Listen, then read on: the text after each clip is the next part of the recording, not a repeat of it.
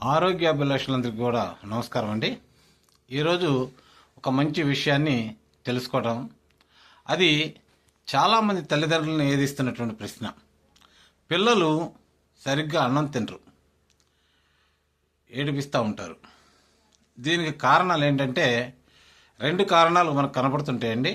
ఒకటి, అన్నం తినే సమయానికన్నా ముందు చిరుతిళ్ళు లాంటివి తినటం వల్ల సరిగ్గా ఆహారం తీసుకోకుండా పిల్లలు తల్లిదండ్రులు నడిపిస్తూ ఉంటారు.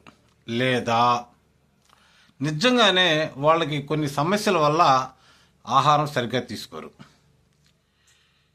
ఇలాంటి ఈ 2 సందర్భాల్లో కూడా మనం చేయాల్సినటువంటి విషయం ఏంటంటే, అన్నం తినే సమయానికన్నా ముందుగా ఎలాంటి చిరుతిళ్ళు కానీ, పళ్ళు కానీ, పళ్ళ రసాలు కానీ వాళ్ళకి ఇవ్వకుండా, ఆకలైందని అడగంగానే అన్నం పెట్టి ఆ తర్వాత వాళ్ళకి ఆ చిరుతిళ్ళు అనేది ఇస్తే అన్నం అనేది సక్రమంగా తింటారు. అంతేకాకుండా వాళ్ళ ద్వారానే వాళ్ళకి అన్నం తినేటట్టుగా చేయాలి తప్ప ప్రతిసారి మనమే అన్నం తినిపించడం అనేది మంచి పద్ధతి కాదు. కొంతమంది పిల్లలు మన ఇంట్లో అన్నం తినమంటే మాత్రం మారం చేస్తారు, కానీ ఇతర ప్రాంతాలకి, మన చుట్టాలింటికి అట్లా వెళ్ళినప్పుడు చక్కగా అన్నం తింటుంటారు. దీన్ని బట్టి మనం అర్థం చేసుకోవాల్సింది ఏంటంటే, పిల్లలు మార్పు కోరుకుంటున్నారనేది మనం చూడాల్సింది. ఇక రియల్గా వాళ్ళు అన్నం తినకపోవడానికి కారణాలని ఆరోగ్యరీత్యా చూస్తే, మొట్టమొదటిది మలబద్ధకం.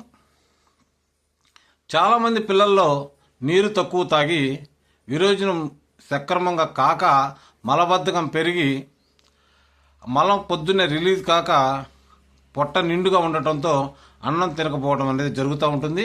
దీన్ని మనం పరిష్కరించుకోవడానికి వారానికి ఒకసారి ఆముదం తాగిస్తూ ఉంటే కడుపు శుభ్రం అయిపోతుంది.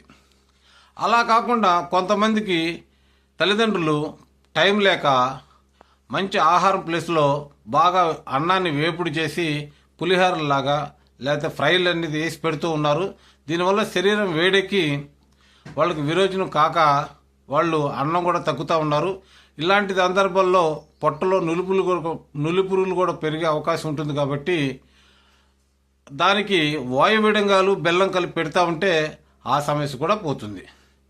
అలా కాకుండా ఇలా ఆకలి లేక బాధపడితే పిల్లలకి మజ్జిగ, సొంటి ప్లస్ సైంధవ లవణం రోజు తాగిస్తూ ఉంటే వాళ్ళకి ఆకలి అనేది బాగా పెరుగుతుంది.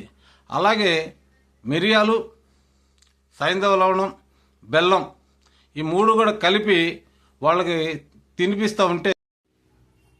ఈ వీడియో కానీ మీకు నచ్చితే లైక్ చేయండి, 10 మందికి పంపండి, సబ్స్క్రైబ్ చేయండి.